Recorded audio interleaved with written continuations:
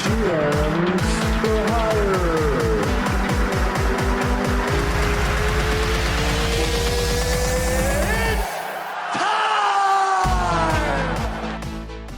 Welcome back to GMs for Hire. I am Matthew Perry. With me today, it's my hockey correspondent, Matt McGovern. And we got another division for you guys, the Pacific Division, now containing one new team. And we'll start with them right here, the Seattle Kraken, their inaugural season. Guys they brought in, basically just key guys from the draft. Actually, no, these guys aren't from the draft. Adam Larson, Jaden Schwartz, Alex Wenberg. Those are the top guys that they signed outside of the expansion draft. What are your thoughts on not only the draft, but the Kraken as a whole? I think it's awesome. Honestly, I think it's going to be cool to see a just a new team in the league. I don't think it's going to be like Vegas, honestly. No. I think there's a very slim chance that this has a Vegas situation, but I guess you can never rule it out anymore. But yeah, I mean, with the likes of guys, you mentioned guys they picked up from free agent signings, but big names from the draft include Gord, Grubauer, Tanev, Eberle, Giordano. I've heard a lot of things and reports on the fact that they are going to be mainly an analytical team where they're going to be built really strong and they're going to be able to hit you in waves.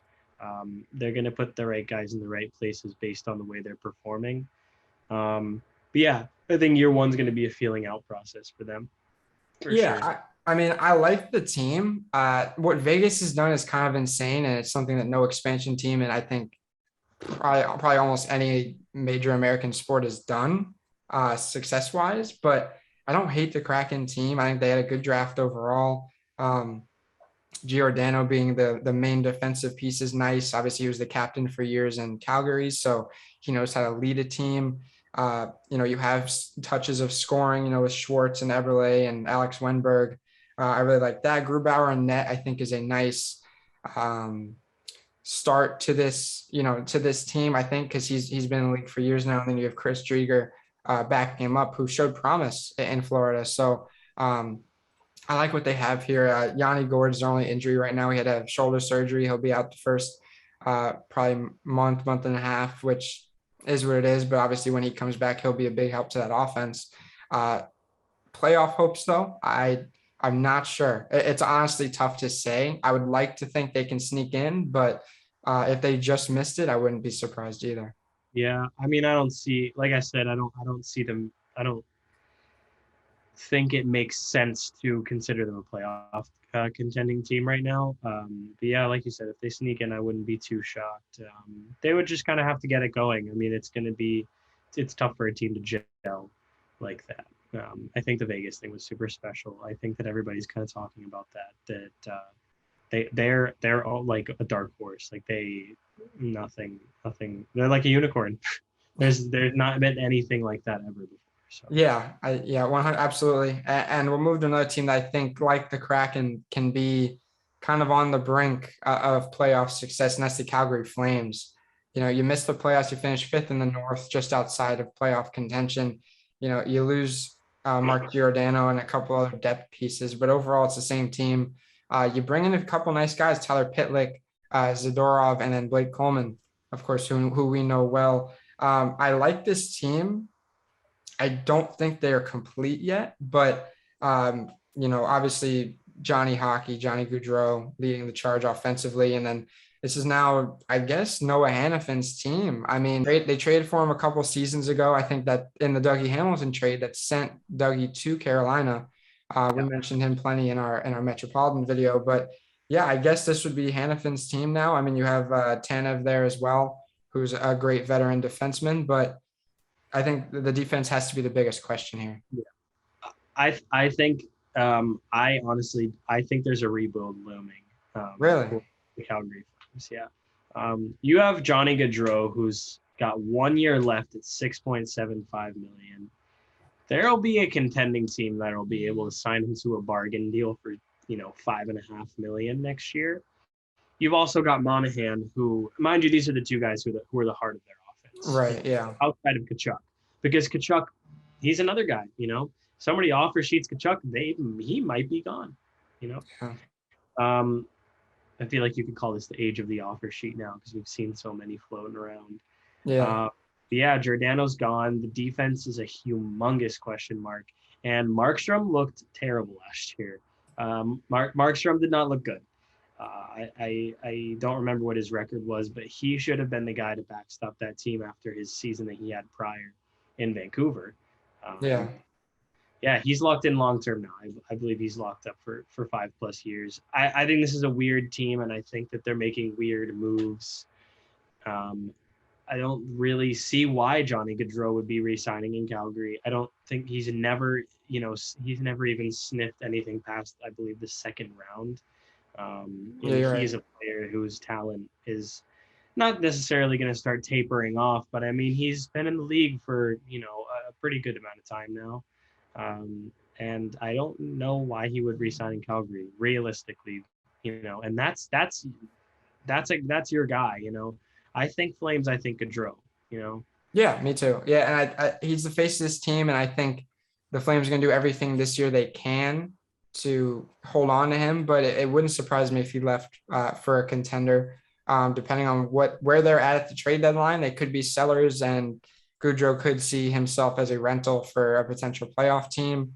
Um, but if that does not happen, looking at this team, they have potential. They're not going to finish last in this division, but they're definitely not going to finish first. They'll be somewhere around middle of the pack. I think you can agree with that. Yeah, Yeah. So, for sure.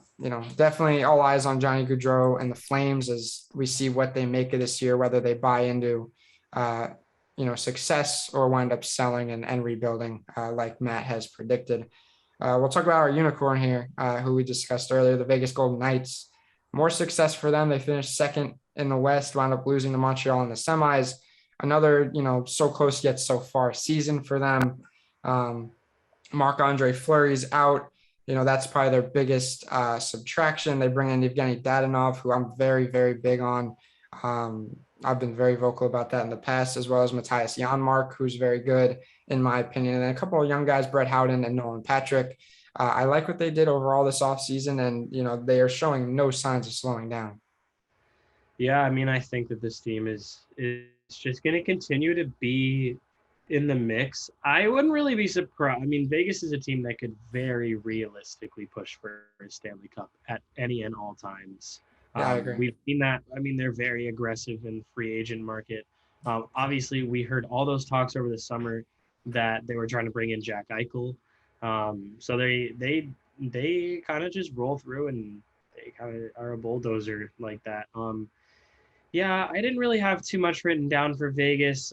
Fleury's gone, Nolan Patrick, and I just think the history of the team and the dynamic in the locker room is. I've heard about toxicity in their locker room, and towards other teams, rumors, whatever, maybe. But yeah, I mean, this is the only thing is I think they lost a couple of identity guys in Fleury and Reeves this offseason, which are like not Yeah. really talked about as much because of their off the ice impact. They were huge in the community.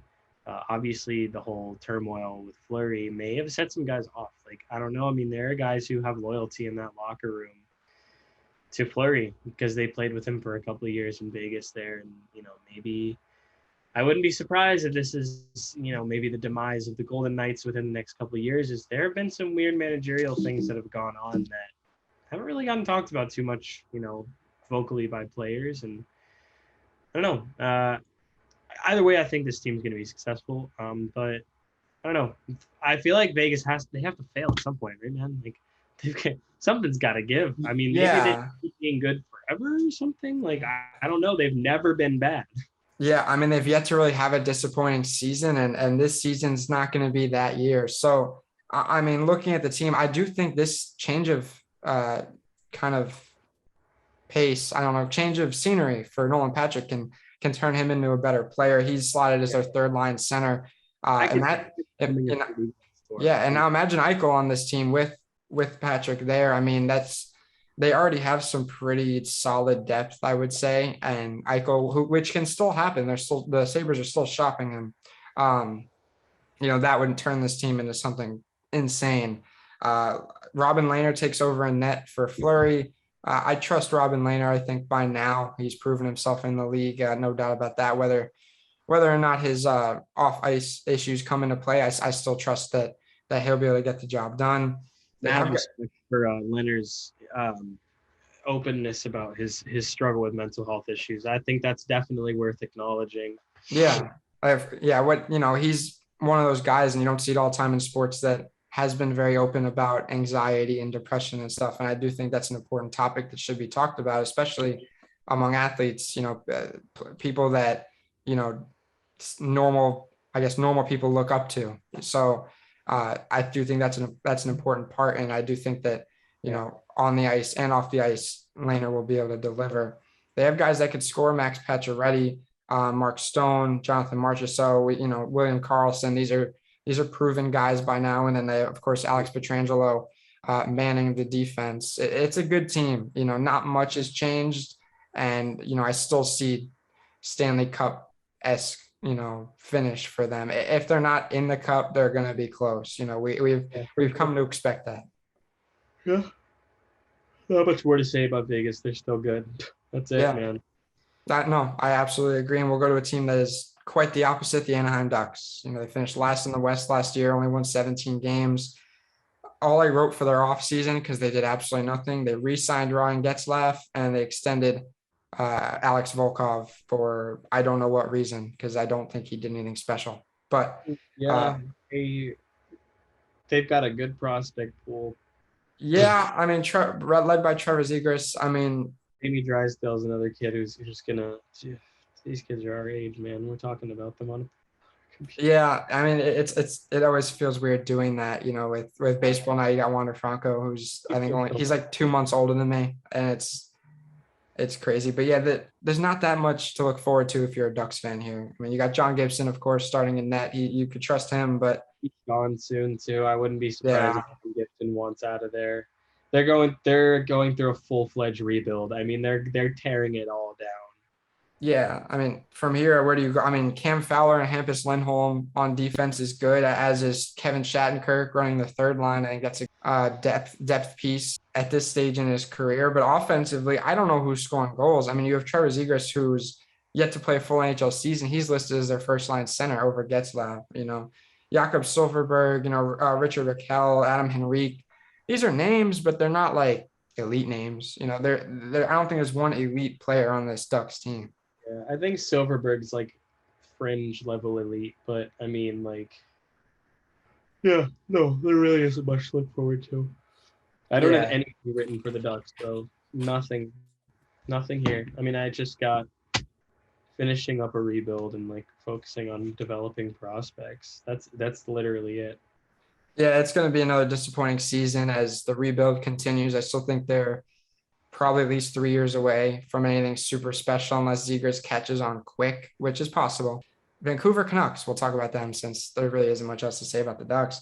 This team finished last in the North Division last season, which kind of shocked me, but you look at the defense and it's a shell of what it once was. But they tried to help it. They brought in Oliver Ekman-Larsson, of course, who was the lead guy in Arizona for the Coyotes. They bring in Travis Hamonic, Brandon Suter to help I guess, the defensive forward part of the lineup, but Luke Shen as well, who I think is a great depth piece and can definitely play good hockey whenever you really need him to. I mean, but besides a couple of big, Pedigree as well.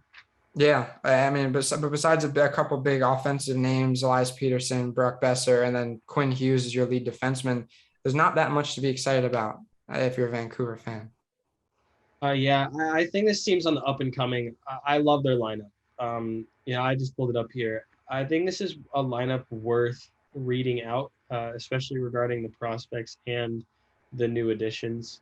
Obviously, you have guys like Pedersen, Ekman-Larsson, Connor Garland, really good player, solid player. Um, they've also got kind of a question mark with Pedersen and Hughes right now because of their contract situation. Oh yeah, Luke Shen, championship pedigree. Put Podkolzin, one of their top prospects. You've got Besser, who again, you got to make sure he stays healthy. Bo Horvat, one of the best captains in hockey. He can just absolutely just completely change a game.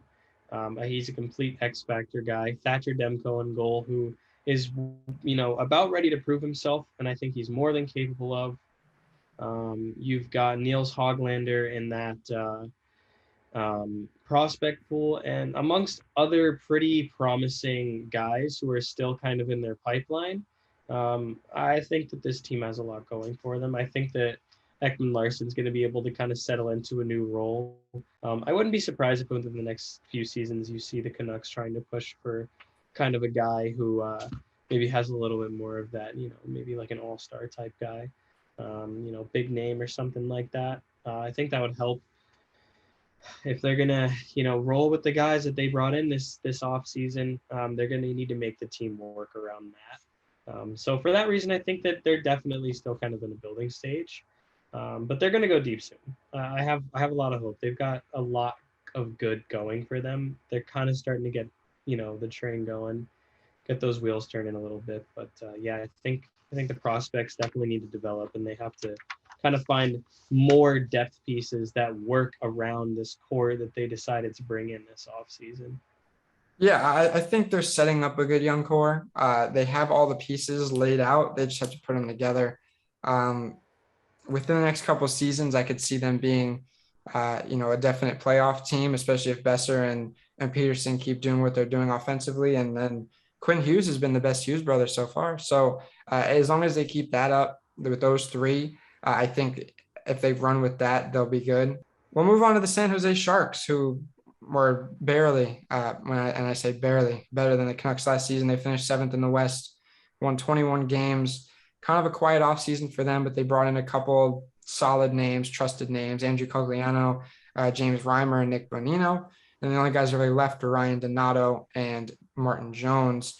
This team, I think, lacks excitement, really. And I think this is another team like the Canucks that has somewhat of a prospect pool growing, but I still think they're a few years away. Yeah, I don't know what this team is doing. I mean, they're just kind of wasting the tail end of Erik Karlsson's prime. Is Patrick Marleau still playing hockey? If he is, he's not in this lineup. I actually don't know where he would have gone to. Like, who's their starting goalie again? Do you know? It's listed as Hill, who I'm not familiar with. I don't have his first name. And then Good. Promising for the future. James Reimer's backing up, which I think is fine. But Where's I Dubnik now? say again. Where's Dubnik? Dubnik now? You're making me look bad because I haven't researched it. Is he Exactly. not What is this? Every time I start thinking about this team, Dallas? Did he go to Dallas? I think he did. That's another weird team. I'm gonna just keep. Yeah. Anyways, this team is confusing. I don't know. Like Couture's good. Like Pavelski's gone. Like Evander Kane's, not really that good anymore. Who's on defense? Like I don't know anything about this team because they're just so irrelevant. And I mean, I guess I don't even really know who is notable in their prospect core either. Uh, So yeah, I mean, there's a lot of question marks around here with this team. I'm having trouble finding Dubnik's current team because I think he's still a free agent. He was most recently with Colorado for 5 games last season at the tail end after being with San Jose. I believe he's a free agent, which is shocking based on some of the goalies in this league right now. But it's names that people care about on the Sharks team. Logan Couture is still there. Thomas Hurdle, Brent Burns, Erik Karlsson, Mark-Edouard Vlasic. These are names that you've known from the past few years when the Sharks were good. And besides that, Matt Nieto is still there. Meyer, LeBlanc. I mean, these guys they've kind of been. I think that there was a point where a lot of these guys, were ready to prove themselves because of that run in 2017 or 18. I think it's 2017.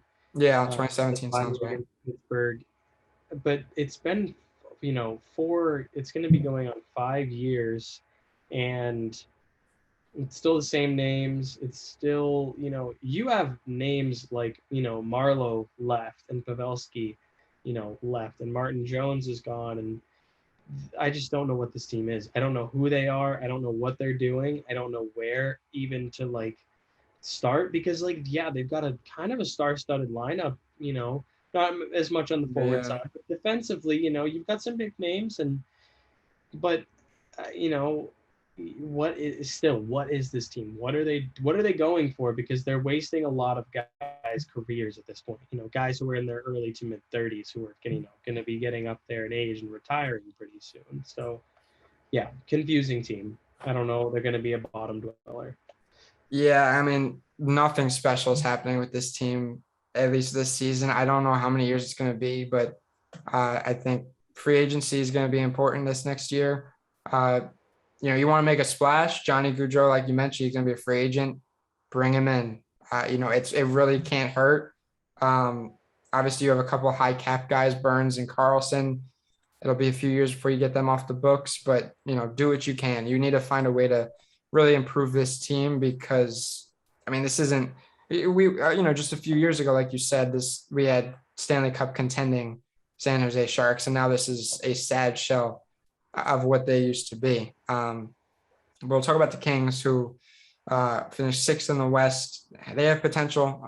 They have a few solid prospects as well, but not much of an offseason. You bring in Victor Arvidsson, Alex Edler, and then Philip Deneau, actually. So I actually do like all three of those, and they didn't really lose anybody. So I would say they improved. Jonathan Quick now moving to kind of a backup role behind Peterson, which is interesting, but Quick's getting up there in age, so I don't hate that. What are your thoughts on the Kings? Watch out for the Kings. You think so? Maybe not necessarily this year. I think they're going to crack the playoffs again this year. Personally, they're going Really? to finish amongst the top teams in this division. From what I think they'll, definitely finish top five. Maybe crack the number 3 spot. I have a lot of optimism for this team. You look at the additions to this lineup: Arvidsson, Deneau, Athanasio. The core is strong still.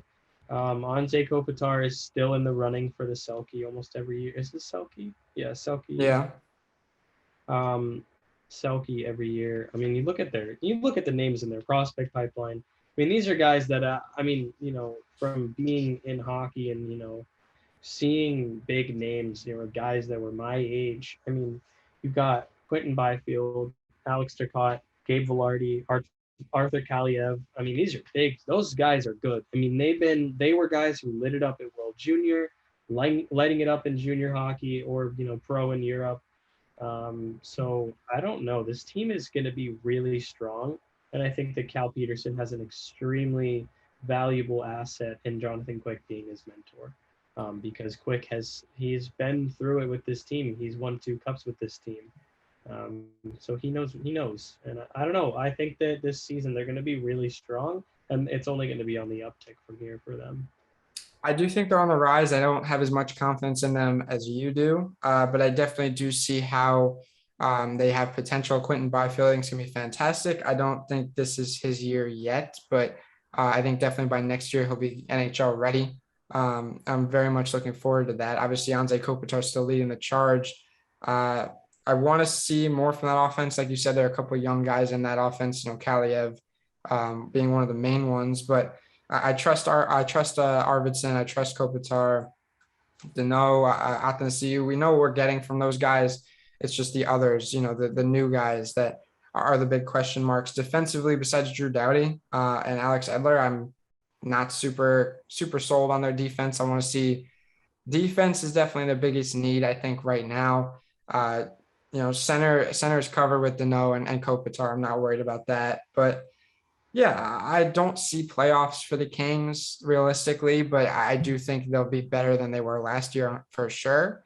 And I think they'll continue to improve. Yeah, I think they're on the uptick for sure. I think we can agree to disagree on that one. Yeah. And we'll round it out with a team that has finally gotten their shit together. The Edmonton Oilers, they finished second in the North last year, lost in the first round, but this was the best team, best Oilers team we've seen in a long time. Of course, bringing in Duncan Keith, Zach Hyman, Cody Ceci, really like that. They let James Neal go, and they trade Ethan Bear to Carolina. The big question mark, their number one D-man, Oscar Klefbom, out indefinitely with a chronic shoulder issue. There's no telling when he'll be back. Some doctors have even said he might never play in the National Hockey League again, but they are staying positive with that. Him being out's a big deal, though, They can 100%. also they can use that cap space, I'm sure, Yeah. which we all learned again being a Lightning fan. Um, yeah, this it's I kind of just wrote down. I didn't really have much written down. I don't think any of their off-season moves were particularly notable. I think that Duncan Keith is a good. I feel like if Duncan Keith would have gone to like the Hurricanes, it would have made perfect sense because he can be an X factor guy in Carolina. You know, is this a proven team that can take a Duncan Keith in and play him at a limited role and use him to the best of your abilities at this point if you're the coach of the Oilers? I don't know. I don't know how much support realistically they have. I mean, Hey. you've got Tyson Berry and Cody Ceci on the back end. Ethan Bear is gone. Slater Cuckoo is another guy who's on that team. I don't really know who else is on the defense. They signed Darnell Nurse to a big extension. Yeah, huge. The monster. I completely forgot about Darnell Nurse. But even then, Darnell Nurse is a spectacular player.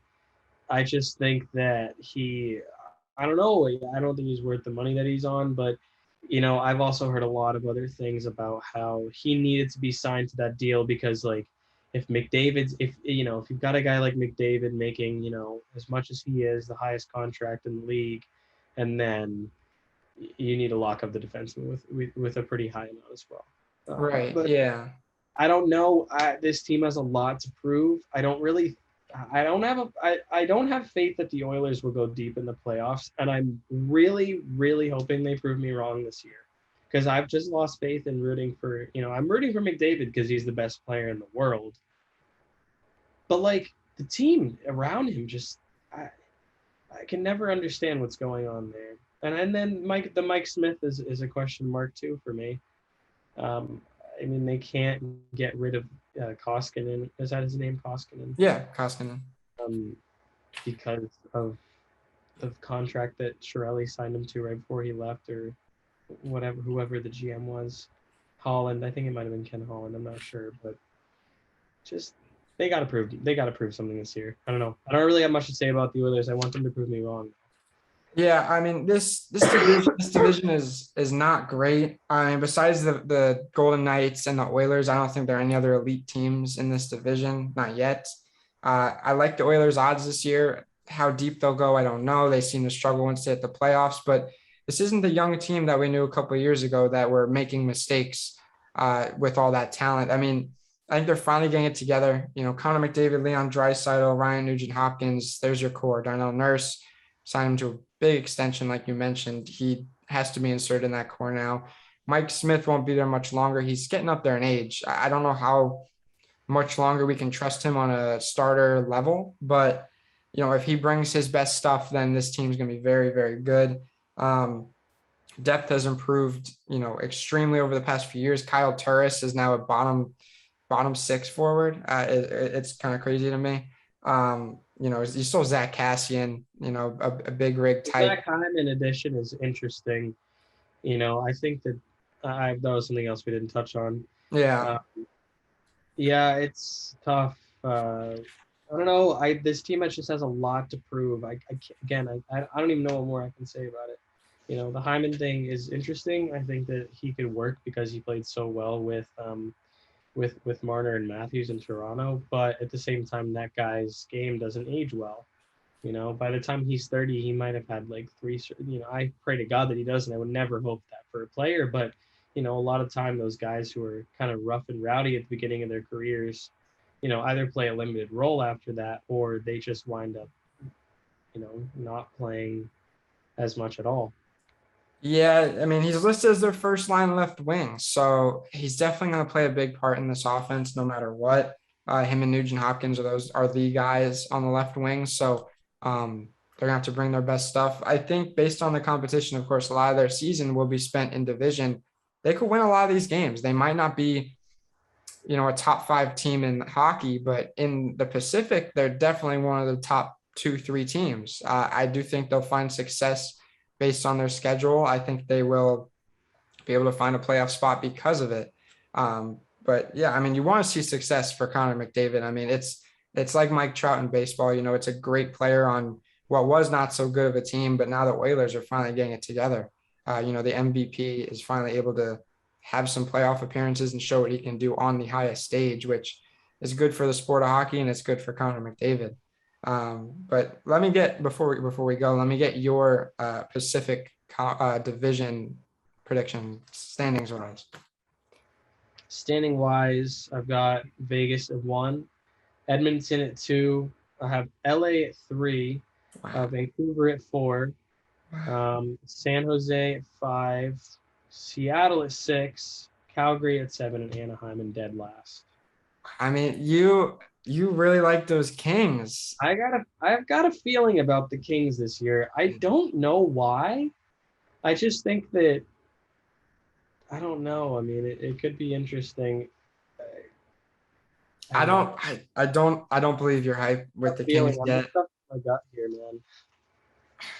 I got Vegas in first, Edmonton in second, just like you, and then it changes. I got Calgary in third, Vancouver in fourth, Seattle fifth, LA sixth, San Jose seventh, and Anaheim eighth. I don't think LA has what it takes to keep up. I'm not saying Vancouver and Seattle necessarily do, but I think they'll have a better time than the Kings. But you know, of course, we'll have to wait and see. This has been the Pacific Division predictions. For Matt McGovern, I've been Matthew Perry. We'll see you guys next time. Thank you for watching.